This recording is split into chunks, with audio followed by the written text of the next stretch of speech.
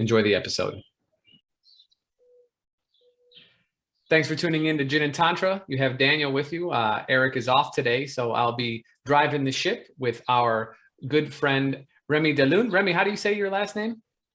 Delaune. Delaune. Okay, so with Remi Delaune. Remy is a very good friend of mine who I've known for a number of years and does a lot of work with indigenous plant medicine.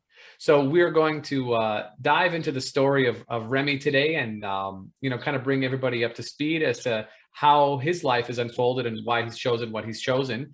And then get into a little bit of his work now with his wife, Ashley, and their center down just a couple hours outside of Tulum called Kumankaya, which I will leave links to in the description of this podcast so that people can get more information on Remy's and Ashley's work and maybe even visit them. Let's begin. So Remy, first of all, thank you so much for joining me today. We just spent. Thank you so much for inviting me. It's always a pleasure to be with you, my friend. Of course. We had full disclosure.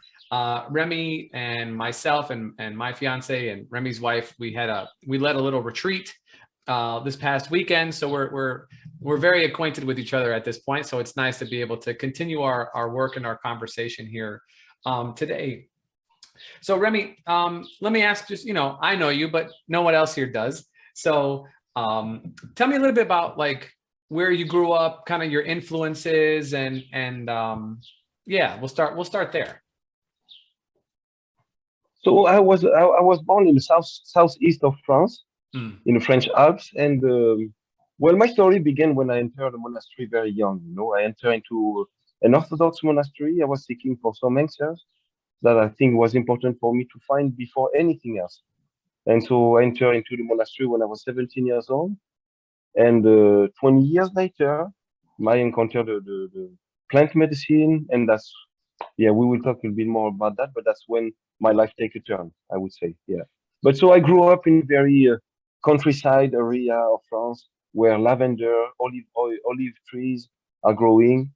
And so I've been looking back now, I can say that it was very privileged childhood, not in a material way, but I was surrounded by people who was really loving me, respecting me as a human being. And so it was privileged in this way. Yeah. And the landscape, we say landscape make men, so the landscape have shaped me and they're beautiful. Yeah. So, yeah. So let me ask you, Remy, because, deciding to go into the monastery is not exactly like a normal decision, right? I don't think, regardless of where you are in the world. So you were 17 when you decided that, but had you been thinking about that? Was your family religious? Like, how did this even enter into your kind of awareness? Yes, of course. My family was part of my family was religious, but my whole family is seeking for something for sure. So most of them, they don't really know what they're seeking.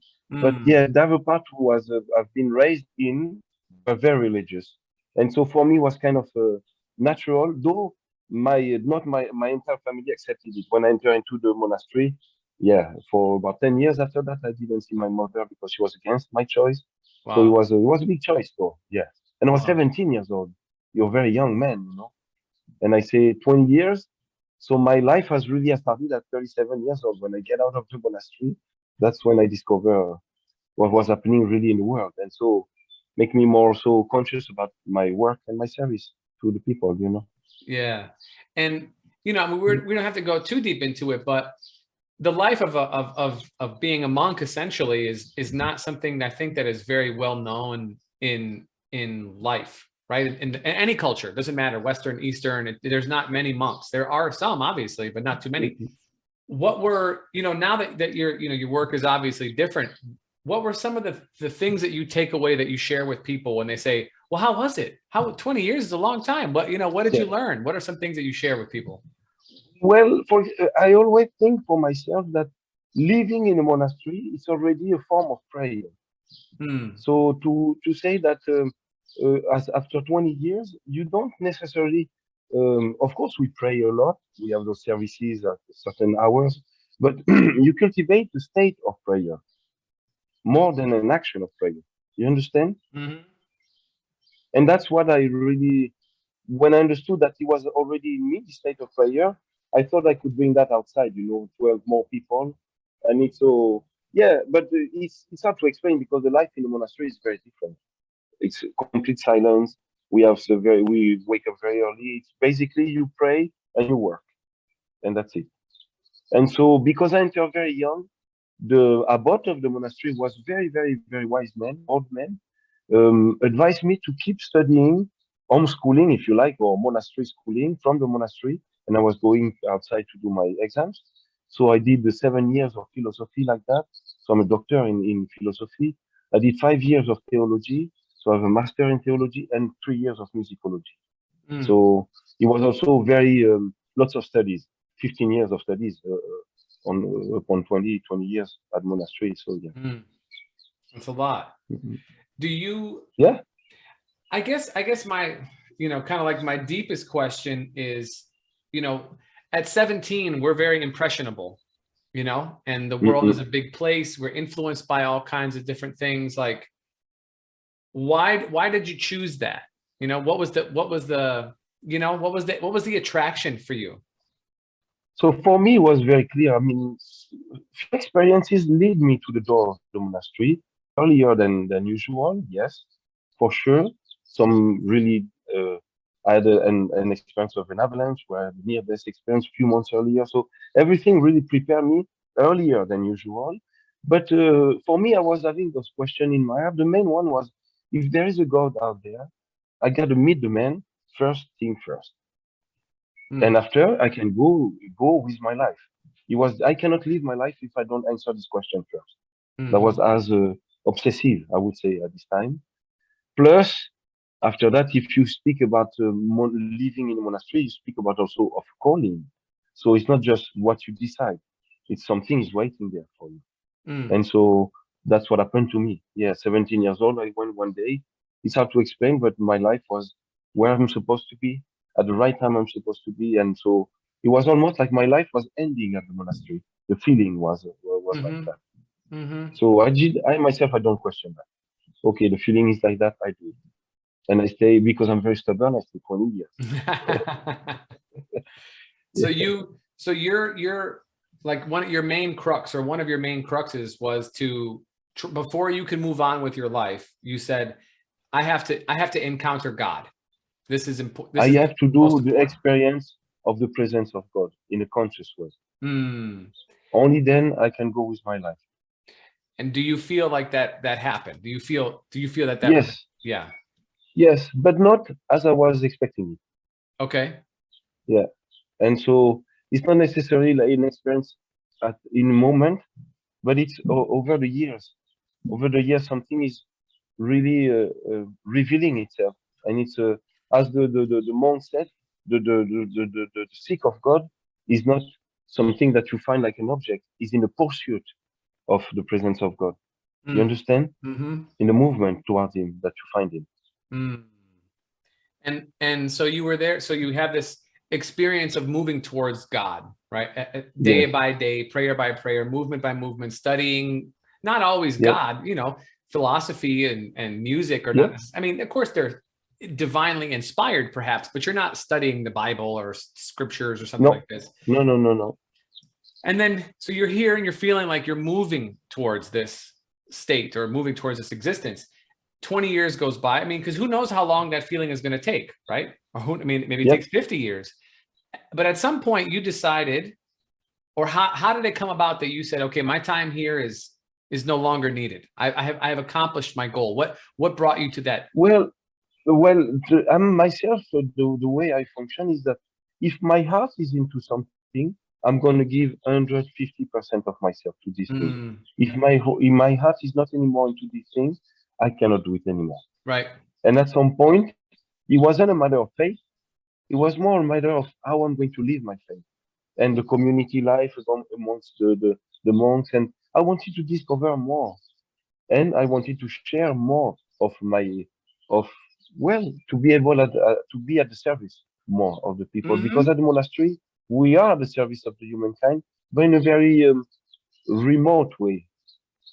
We pray for the world, we pray for the people, but I needed it to get into the mud with the people. So Yeah. that's why at some point my life has taken this turn, was only driven by a service spirit. we talk, my podcast partner, who's not here currently, obviously, we talk about the monasteries and the deeper spiritual practices, the Sufis, the Christian mystics, the Jesuits, the Kabbalists, the Tibetan Buddhists, that these sections of religion are kind of like the spiritual batteries for the rest of the practice, and so I like this idea that you said, like, we're servicing the rest of the world, but from afar, but you wanted to kind of like get in and be of a different kind of service. I wanted to feel it, that I'm helpful. It's very selfish. I wanted to feel that I could be of a help, even if it's just a little, because in the monastery, you don't measure that. You cannot measure that. Giving your life to God is already helping the humankind, but it's in a very immaterial way. You understand? And so I needed to feel and suffer with. Yes. And so you tell the head abbot or the head monk guy that you're ready to leave, and how does that conversation go? Because you've been there for 20 years. So it was a little bit more complicated than that. In fact, I entered at 17 years old. Around 27 years old, I wanted to go further into the monastic life and become an hermit. So I was in an hermitage for several months, and the abbot in charge of the monastery from which I was depending as an hermit resigned.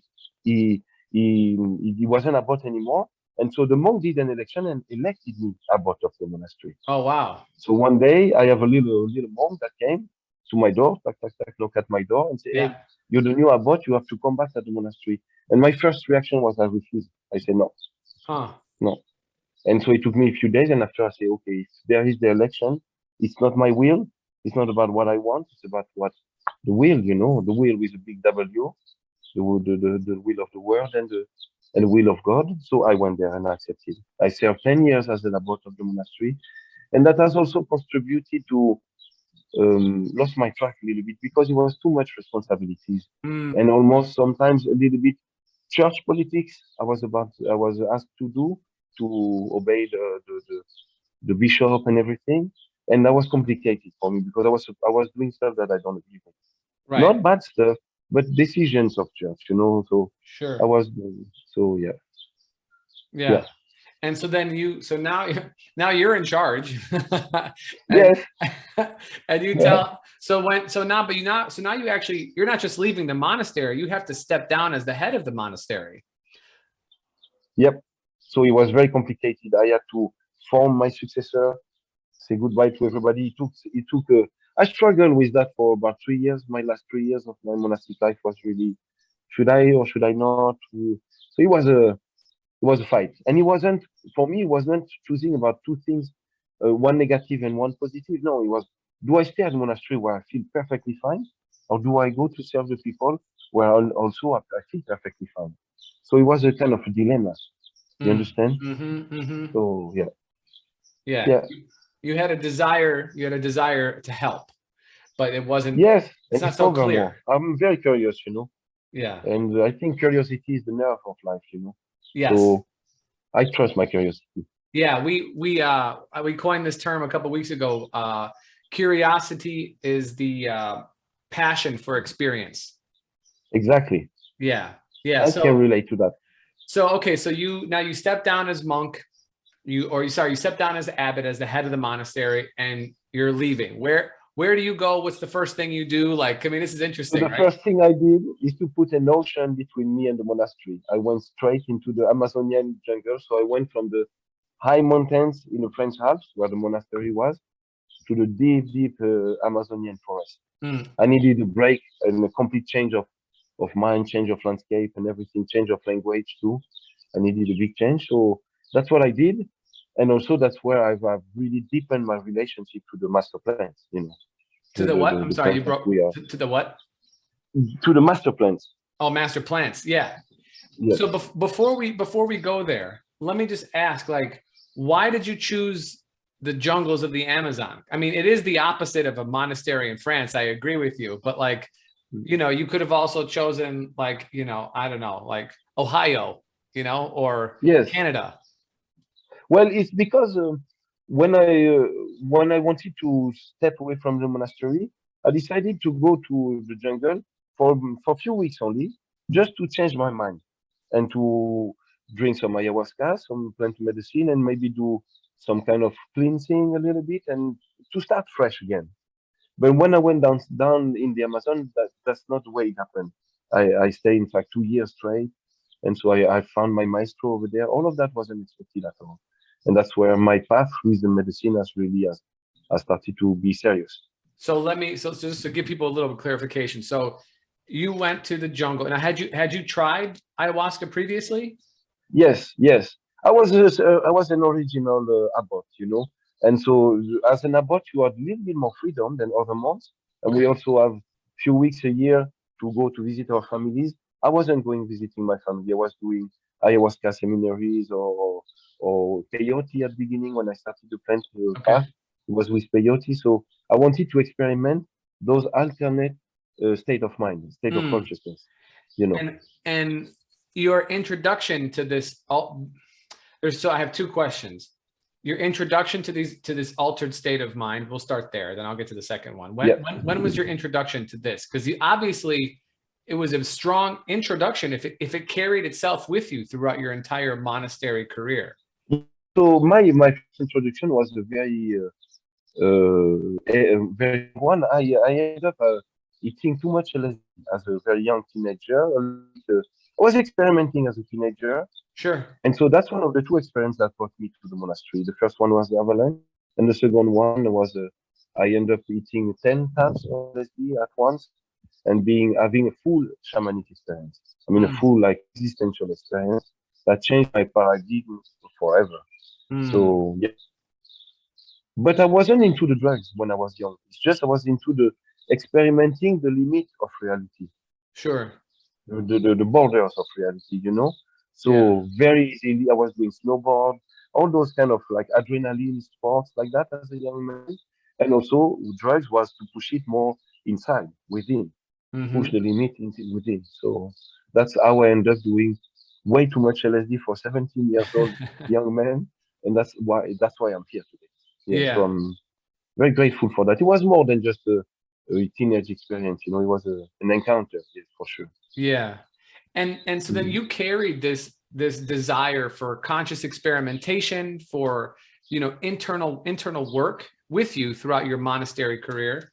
How do you feel like the implementation of psychedelics, the implementation of plant medicine affected your spirituality, right? Your sense of connection to God, and then maybe we'll even go one more and say, how have you seen it affect other people's sense of connection to God or their sense of spirituality?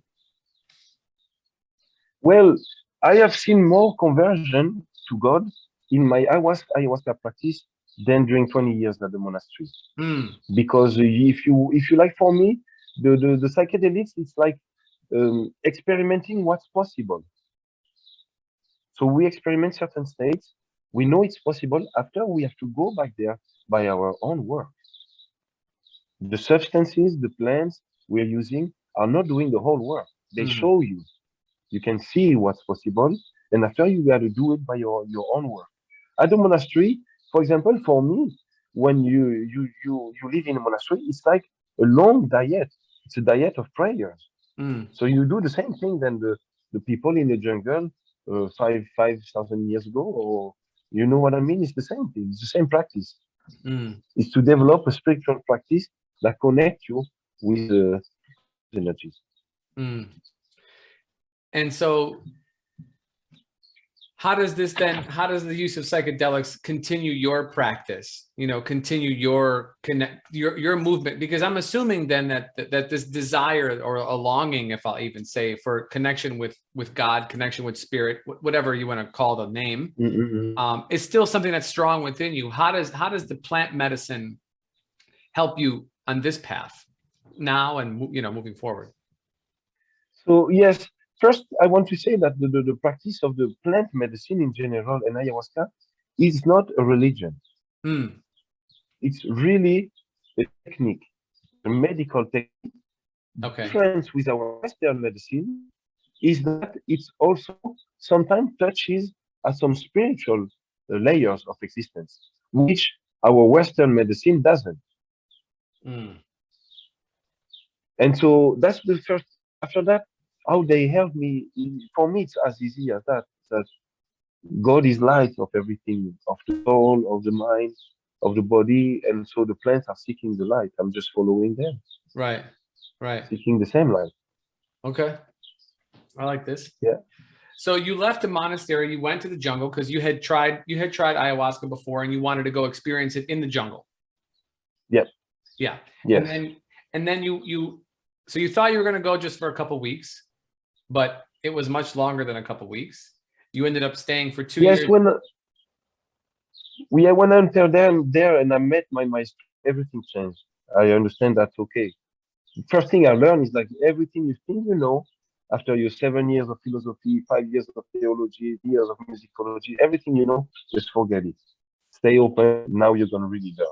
Yeah. And so, to be honest, also I was having because of my philosophical background, this whole concept of spirit of a plant.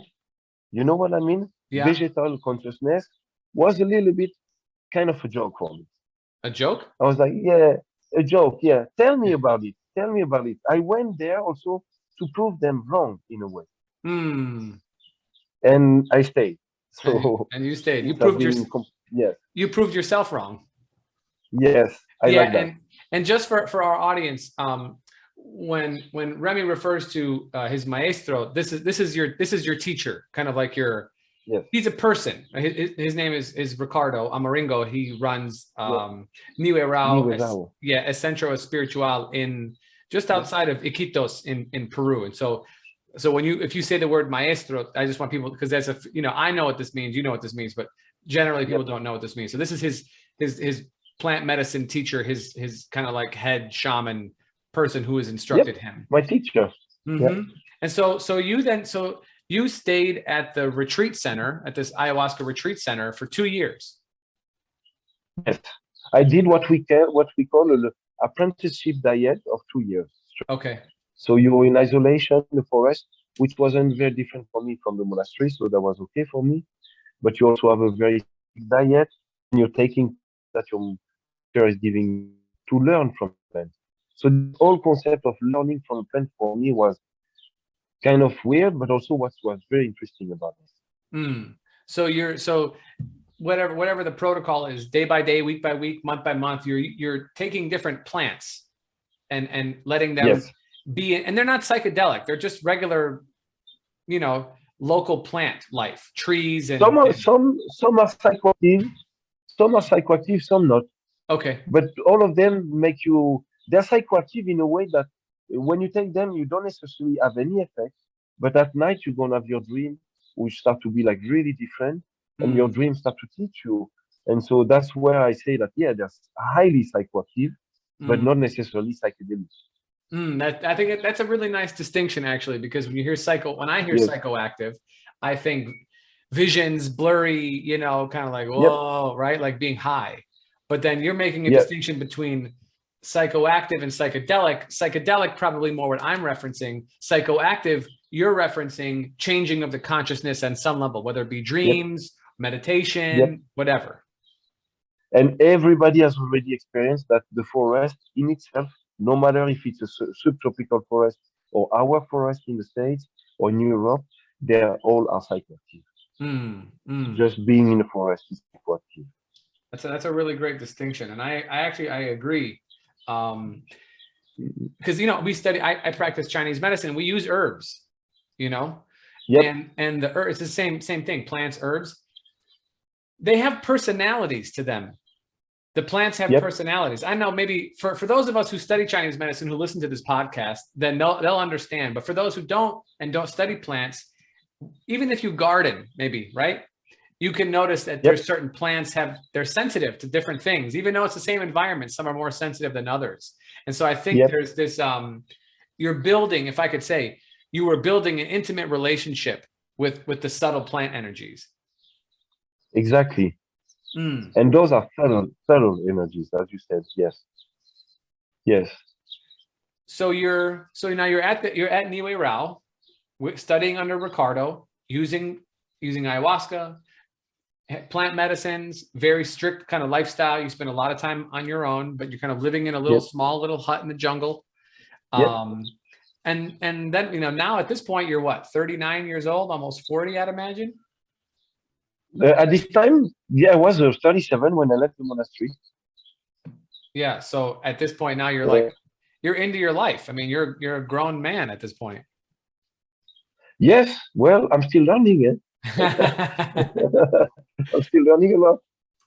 And so then what happens? Then you ended up meeting your wife, yes? Yes. So first thing first, I was doing all those diets with my teacher, more to find myself back after this long time at the monastery, you know. And after this time, my teacher asked me to help people, to start singing for people. First, he asked me to sing for himself, which was the scariest thing I've done in the jungle. Suddenly, after a few years, you're sitting in front of your maestro, and you're going to give him a healing song. Yeah. So I wasn't expecting that at all. That wasn't at all in my plan. I never planned to be a practitioner, a curandero or ayahuasquero. I was just pursuing this my personal goal, and my goal at this time was to find myself back after this long time at the monastery. And in fact, that's absolutely not what happened. I went straight into learning the medicine, the traditional indigenous medicine, the language, the different techniques they use. I've learned through the plants all the different techniques of singing that we're using to help people during ceremonies. And suddenly I'm sitting in front of my maestro and need to sing for him. So after that, he asked me to start serving the people as a curandero. He said, okay, he gave me the validation, if you like, but I didn't want. I fight him for a couple of years. Yeah. I was like, no way, man. No. And for people, Remy, there's some words we want to make sure we're clear on. So curandero is how would you translate? A healer. Healer. Yeah. But a curandero in this specific context is not just a healer. It's one who serves generally some indigenous plant medicine and uses that plant medicine to heal. Would you? Yes. Yeah. So you had resistance. And that's the first level. And that's the first level in the shamanic tradition of the Amazonian. Is the very first level. It's called in Shipibo Onaya. The Onaya means the one who knows. The one who knows. And so that's the very first step of the learning. And you have many different other steps after that. What would be some further steps up the rung? You don't have to do all of them, but just to give people a little. No, but you have, for example, the one who are able to control the elements. They still believe in that stuff in the Amazonian forest. So you have different after that abilities. Okay. You want one who are more able to see the dead people, what we would call in our society psychics. You have the one who are specialized in plant for love, just for love, own love affair problem. Your wife has left, you want her back. And so all those plants are related to love problems. So you have many different specializations. That's why I think it's very important to insist on the fact that it's not a religion. We can find religion into an ayahuasca experience, but first thing first, it's a medicine. And it's very advanced technology, very advanced technology. That's nice. You know, and I think a lot of our listeners are medical people in the healing world, you know? And so I think it's important to hear the specificity, right, in this, because, you know, fortunately or unfortunately, I'm not sure how I feel about this, to be honest. And we have no problem shitting on Western culture here. So, you know, feel free, you know, but my hesitation, it's not a sadness, it's fine. But like ayahuasca has actually become very popular. You know, they talk about it. It's popular, but it's not the same, right? The different traditions that people hold, the different practitioners that are out there are not the same. And people don't hold, they think, oh, whatever, I'm going to go by this person and drink this stuff and we're going to hang out. And like, it's not, it's a medical technology, like you said. And there's people who, like yourself, who spend years studying this. Yes. And there's a difference between someone who just does it once in a while and then someone whose life is dedicated to this. And one of the reasons why I wanted to have you on is to kind of like highlight, in my mind, what someone who is authentic looks like. Now, granted, you didn't grow up in South America. You're, you know, like, and that's something that cannot be replaced. I could never, no matter how much I study plants, no matter how much you use the medicine, we cannot take away the fact that we weren't raised on the ground where these plants grew, you know, to have this kind of deep energetic connection. However, you've dedicated a long portion of your life now at this point, and I've dedicated, well, many hours of study, not years, you know, but years and hours to learn and build connection in order to foster the relationship between the plants and the people, and help this connection to happen. And it's not the same as someone who reads an article online, right? You live it. Yes. Yeah. And so what I think it's important, because what is an indigenous person? An indigenous person is someone, for me, who hasn't lost fully the connection with nature and the law of the universe. You understand? Yeah. And so we have lost our indigeneity. Say it one more time, Remy. We have lost our indigeneity or indigenousness. You understand what I want to try to say? Yes. So we're all indigenous, but we lost trust. Yeah. We have just lost the connection with nature. And what the vine of ayahuasca with the chacruna leaf that we add to the brew, what they do is to show you how to go back to the connection, feeling connected to yourself, which is in connection with the world and with other people, with the community. And so I think we think we have like made some progress. I think we have lost some stuff on our way there. Yeah. And so there's a joke in French. They say, "Oh yeah, they made it," but you see how when they arrive, they didn't look good, you know. So we made it, but we don't really look good in a certain way. You know what I mean? Right. Yeah. And so inside us, we have this connection, natural connection, which is still possible. We have to find a way back. Yeah. I like that. I like this indigenous connection. But I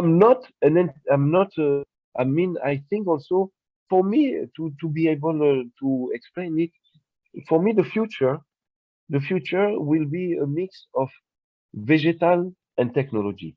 When the two will meet, that will be our future. Yeah, I hope not exclude each other. I hope so. They say, to give you an example, that it's a joke, but it's not a joke among them. The indigenous shaman over there in Peru, they say that some have some spaceship that they don't build, they grow there. So I think something funny like that to say that the future lies into the reconnection of everything. You know, the nature and the technology. When they will meet again to exchange, that will be when we will reach some kind of climax. Yeah. Well, I mean, and things are stronger when they're connected, right? Strong community that's more well integrated is more beneficial for everybody who's involved. And so simultaneously, if we're going to speak on a larger scale, our relationship with the earth, with the indigenous land itself, right, wherever you're from, is better both ways when we are in communion with it.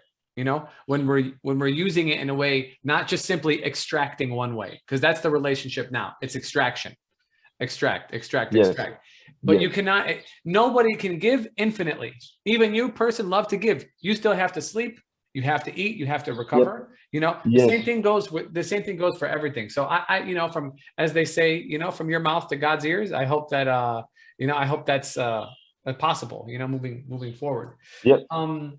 All right. So I feel pretty, you know, I feel like we have a pretty good idea on how you got to where you got to, you know, and then at the center in Peru, you met your lovely wife. Yes.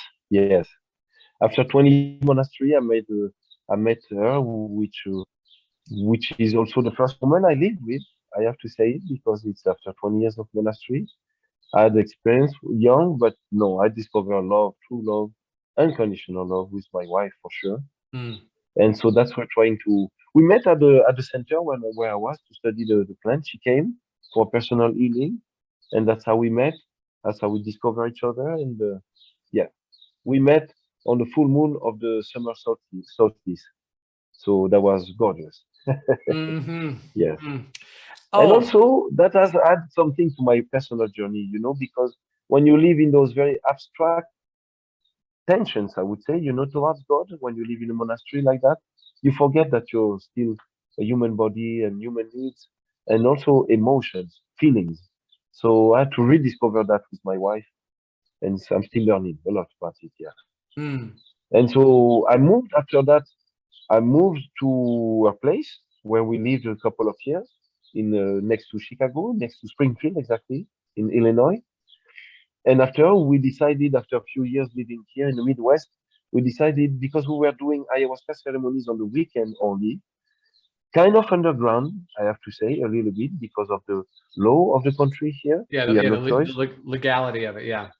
Yeah, the legality of it, which I highly respect also, but I was torn between respecting the legality of it because it's also a way to respect the plants themselves, you Mm-hmm. know, and at the same time, answering the need of the people for the plants. So we were organizing on on weekends like that some retreats of ayahuasca, and at some point we needed to feel legit about it, to be able to speak openly about it. That's when we start to decided to find a place elsewhere and move from the States. Also, to be honest, a little bit of the politics at the time with the president of the time has helped us to move from the States. We wanted to, yeah, to get out of here. Yes. Yeah, yeah, I hear that. And so Yeah. where did you guys end up? We found a land we sold everything, our house, everything. We bought a camper, 1984 Chevy Nice. camper, and we just hit the road towards Mexico, exactly the peninsula of Yucatan. We found a land over there where we were still go to check this land, and when we arrived, we decided, okay, that's where the place is supposed to be. Mm. And so we built our little place, very modest, very humble place. It's few bungalows like that with a beautiful maloca in the jungle with the main house, and that's where we live now and serve ayahuasca and the people over there now. Yeah, And what's the name of it? Kumankaya, And Kumankaya. how did you come to this name? It's a Shipibo Peruvian legend of a flying village. A flying So there village. is this there is this sacred tree in the middle of a village. We have the abilities by its fruits to levitate Mm. object like that, and so that's a legend. Mm-hmm. And so a young man of the village sprayed the juice of the fruit all around the village, and the village started to fly. And they were thinking they were about to go to God, but in fact they get stuck in between worlds. That's Mm. the whole story. And now they act as the protectors of the jungle. So they Okay. say, according to the legend, that they can come from their village to here to help the people, and they can then manifest. They say, the legend say, and so they're living in this intermediary state between God and Earth, which is what we would call almost angels. Mm. Like almost if men can become angels, that's what happened to those persons. So Mm. that's the whole legend. And then because our place is built on these little hills everywhere, it was giving you the feeling of everything is floating in the air. So Mm. we decided to call it Kumankaya. I like that. Yeah. Plus this tree that is called the Noyarao, which is a very important tree in the Shipibo cosmology and also medicine. I have dieted it, my wife has dieted it, so it's kind of an important tree for us. So that's why Mm. also the name. Mm. Yeah. And so now you guys have this center on the Yucatan Peninsula in Mexico, and you've been working, I mean, for more than just that time, but you've been working as a shaman, as a curandero, a healer, using Mhm. indigenous plant medicines.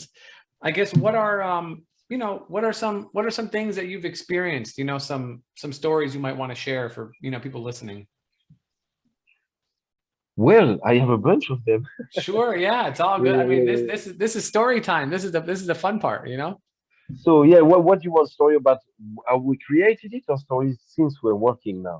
Since you've been there, since you're working, since you're working in this space, because listen, you got 20 years in the monastery, then you got then leaving the monastery, going to a jungle monastery, right? Basically, Yes. working under your teacher. And then now you guys have created a retreat center, based on all of this together. So it's many, many, many, many years in the making. It's not just, oh, we're going to move to Mexico. Like, no, it's, No. It has been thought a lot. We struggle a lot. We fight it a lot also because it's kind of responsibility to accept also. You understand? And so for me, it has always been a service. It has never been something.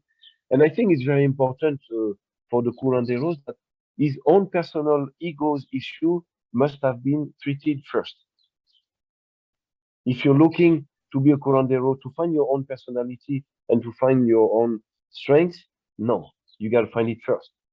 You understand? Yeah. And so that's once we were okay on this level, more or less, as much as can be, that's why we decided, okay, our service can be done in the right way. And that's we decided to move. Well, we had lots of different stories. We were supposed to move to Hawaii, where we found a place. That's where we're supposed to be first. And the volcano destroyed the place completely, just 1 week maybe before we buy the place. Wow. So we find another place in Northern California next to a town called Paradise. And we found a property and the fire destroyed it 1 week before we buy the place. And so after that, we found Mexico, yes. And we really felt that we've been, in a way, guided to where we are now. So much stuff happened, so much synchronicities, you would call that, that happened to lead us there. Yes. Yeah. There was something that you shared with one of the retreat participants the other day, Remy, that I quite liked. And you'll have to say it again if you can remember. Something about like that the issues that we have, our wounds that we have, end up becoming our strengths, our modes of healing. Well, what I've discovered is that lots of people come to us at Kumankaya with the deep determination of healing their wounds. And they eat this wall. Bounce. It's still there. And so for many years, I was like, why this is happening? They have the intention. They have the will. They really try their best to heal their wound. And they're eating this wall. Nothing deep or nothing serious or nothing stable is happening. It's going a little bit better, and after all, we come back. And so one night I discovered the medicine showed me that the problem is not to come to heal your wounds. It's to come to be healed by your wounds.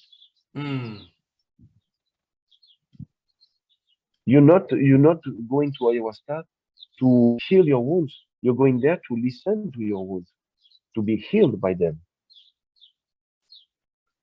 That makes you more connected, more sensitive, more open, less judgmental. And this to me is a deep knowledge, because so much of our existence is spent on quieting our wounds, quieting our pain, right? Numbing it, turning it off, moving on. And there's a guy that I have studied with. He's in Peru also, but up a little bit more in the mountains. Or so he's more west. In the Andes. Yeah, in the Andes. Yes. And he said something that is kind of similar to this, but it shows the thought process. And someone's like, well, I've tried this. I have this issue, and he's like, okay, well, what have you tried? They're like, well, I've tried this and I've tried this and I've tried this and I've tried this. He goes, have you tried nothing? Have you tried doing nothing? And this ideology to me is the same as this. We want to turn off our pain, turn off our discomfort, turn everything off. But then we don't get a chance to have an experience with anything other than discomfort, because we put discomfort with our wounds one in one, So we think our wounds discomfort. No one wants to suffer, right? You are in service to people. I am in service to people to help ease the suffering. But maybe the hope is that there's some opportunity to learn, opportunity to grow. And I really this is what you said the other day, be healed by your wounds. And I quite love that, actually. And I also do believe that a true healer is the one who has, I like to say myself that you can heal what you have cried for.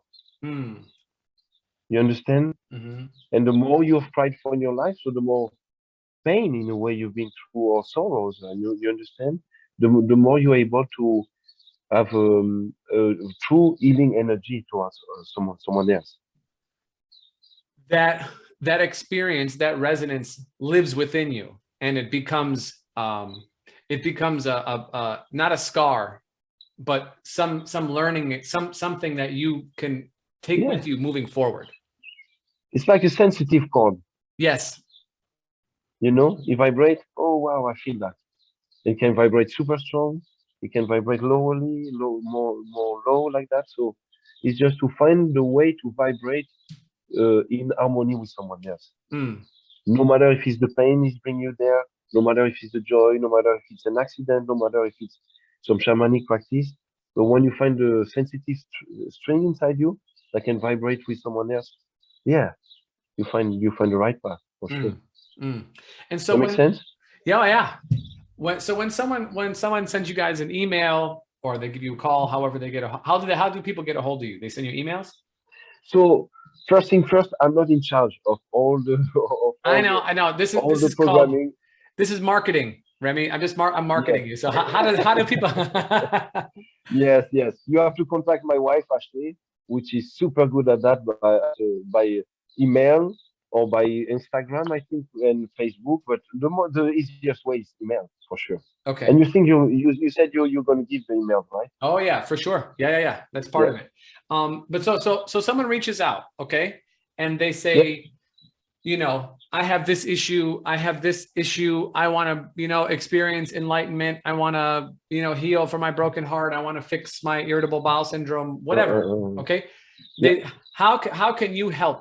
How can your center help? How can what you guys do help? What is your response to something like, an average response to something like this? So myself now, when people present themselves, I prefer to see them during a ceremony. I drink ayahuasca and I watch them, because lots of people are not aware of their own energies, plural.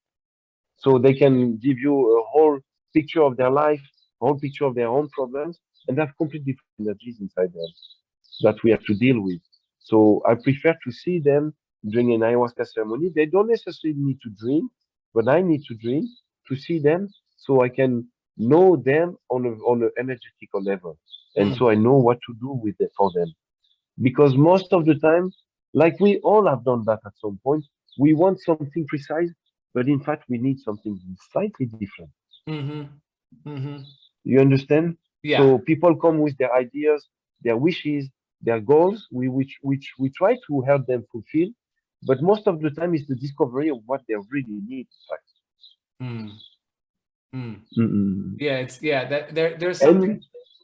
There's something to be said about this observation, though, like there's something to be said, because I think when we see, at least in Chinese medicine, right, being an acupuncturist, we are taught to observe, but we spend more time with people. You're sitting in, and for those who've never done this before, what happens is there's a ceremony. People dressed in light colored white clothing, and they're seated together for 4 to 5 hours, something like this.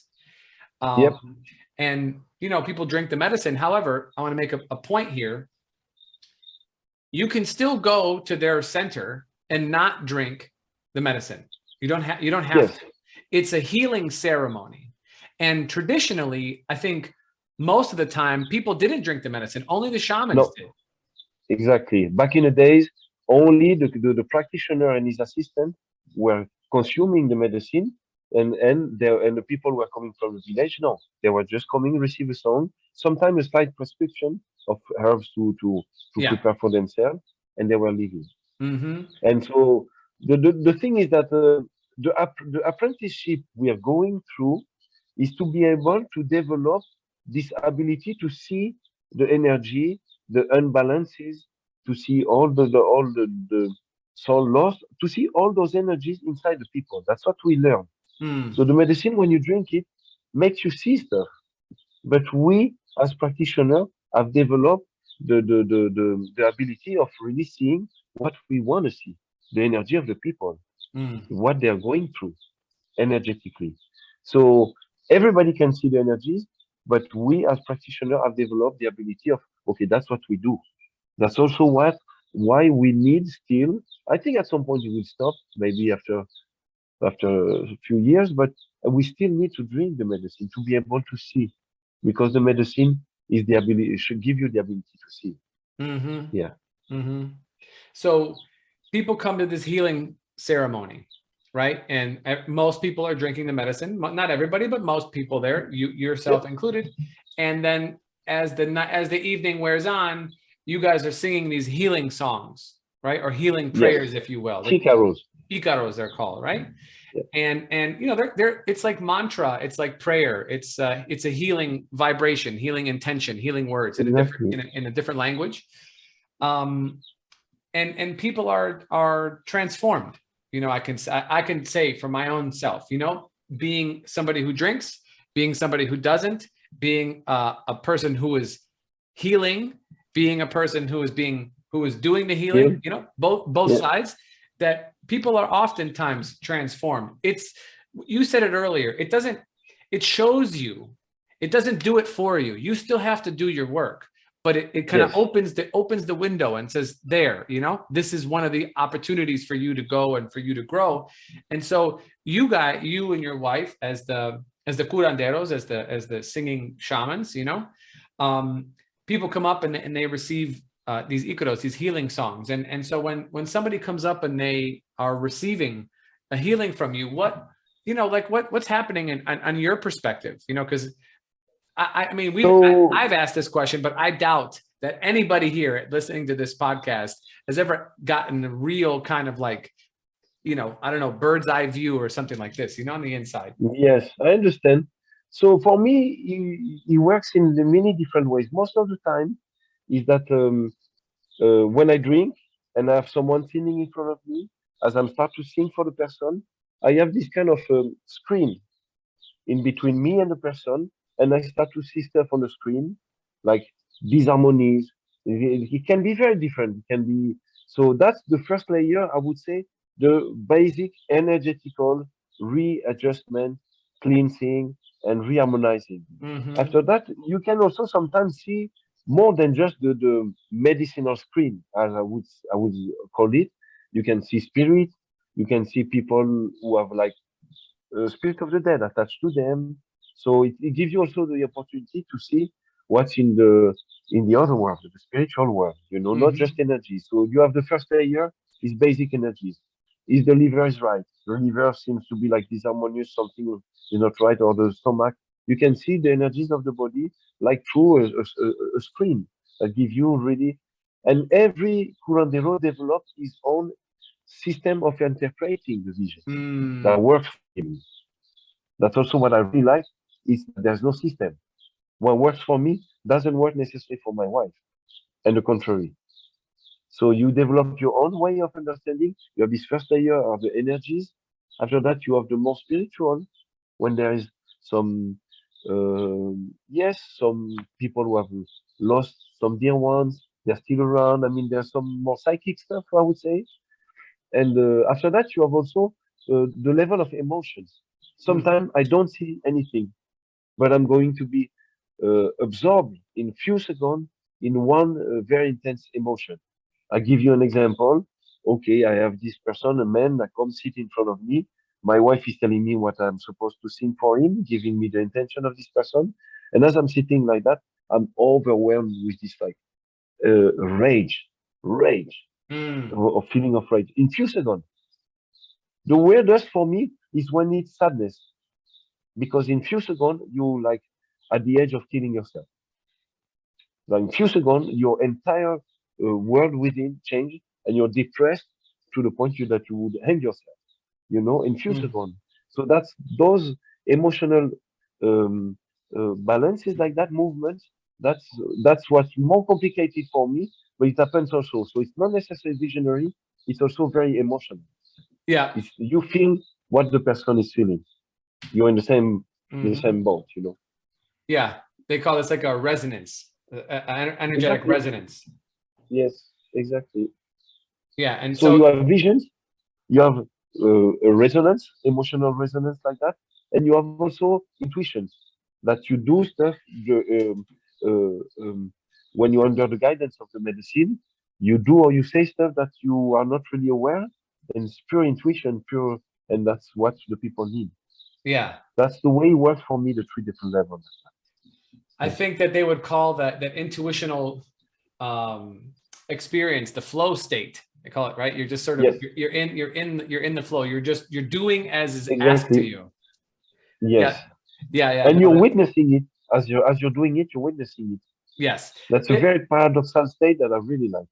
Yeah, I agree with you completely. There's, like we experienced, very recently, you're doing something and you're also a part of it at the same time. Like it's, you become the doer and the witnesser simultaneous. You can toggle back and forth, and you have the experience of both at the same time. This is such a profound state. I'm glad that we're having that. This came up in this discussion, because this to me is like riding the line between the physical and the spiritual. Because to the logical mind, how can I witness myself, right? Unless I have a mirror, I cannot. But as the experiencer, as someone who's experienced this as you have, or in my own way, I guess I could say, there is no doubt about it that what I am doing for someone else is also being done on me, through me. It's happening same. Yeah, it's really beautiful. And also, what's very interesting is that when the healing is happening in the form of a channeling process like that, well, like that you witness this flow that goes through you, it's also doing something to you. Yes. Because it's extremely intelligent. It's a super high intelligence design that do something to someone else, but at the same time do something to you when it goes through you. And if I could say, I don't have 1% of the experience you have in this world. But for somebody who has, dabbled in the role of a curandero for just moments, just brief times here and there, that I am so humbled by people's strength, in these moments to face these really difficult things. And I'm fortunate, I don't have as much, or I have different life experience than other people have. But some people have really difficult things that they have to go through. And, I'm trying to help them. You're trying to help them in our own ways. But to see people like come face to face with it and look at it like straight up and be in that space is so humbling.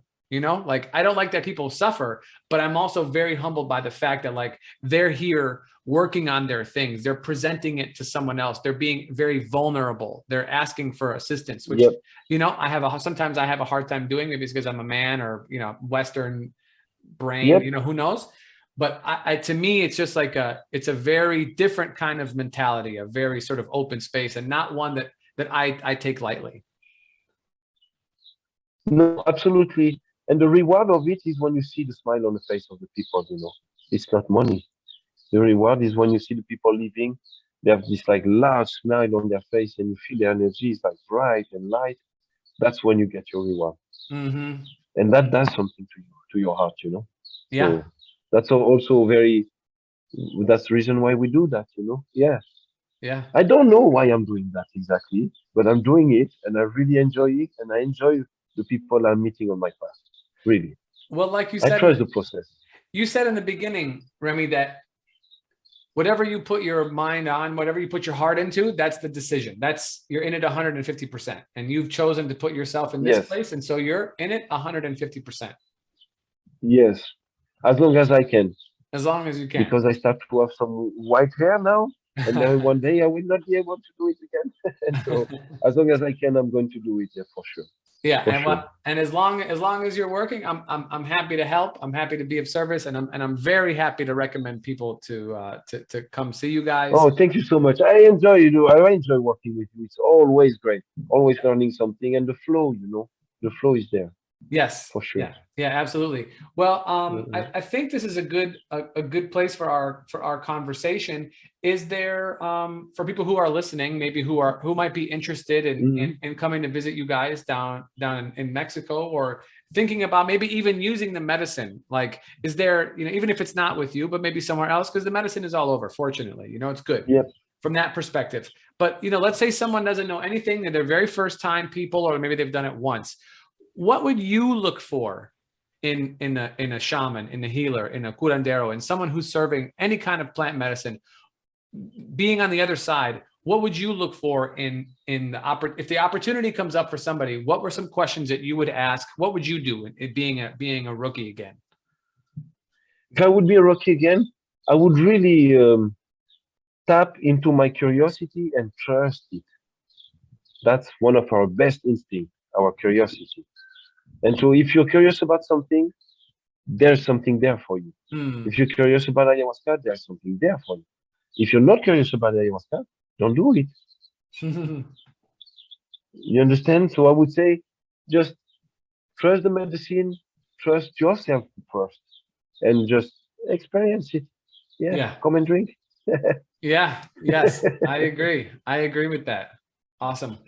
Well, Remy, I feel very grateful that you've made some time for us today. You know, I've been wanting to have this conversation for such a long time, you know, but now that it works out when it works out, you know, like it just happens when it does, you know. Well, you're an extraordinary host, my friend, because I was super scared to do this interview. And you really helped me. Thank you so much. Of course. I told you I wouldn't leave you in the void, man. You know, don't worry. Yes. Don't leave me in the void, I said. I will not. I've been there myself. And if I could be a guide there, then, man, I've done my work in this lifetime, you know? Thank you very much for everything, for having me. And I really enjoyed you, Bridget, and the weekend we spent together. And yes, yeah, I want to say welcome to everybody who's listening. Yes, exactly. Welcome to everybody who's listening. So I just wanted to say thank you to everybody. Thank you for, you know, Remy for taking the time and chatting with me. Thank you, my friend. Thank you. Yes, of course. Thank you for everybody who's listening. I will leave the link to, you know, Remy and Ashley's contact and their website for their information in the description of this podcast. But for those who are just listening, their place is called Kumankaya. It's in Mexico, and, you know, wonderful people. I cannot recommend their place enough. No one's paying me to say anything. This is just my own experience, you know, my own work with them, my own love for them. It runs very deep. And I send people there all the time, and you know, hopefully this will be another avenue for people to meet you.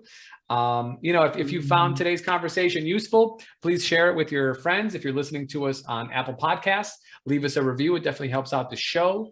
Yeah, you know how we do it. Remy, thank you very much. For Eric, this is Daniel. Thank you so much, my friend. Of course. I love you, my friend. Love you too, brother. We'll talk soon.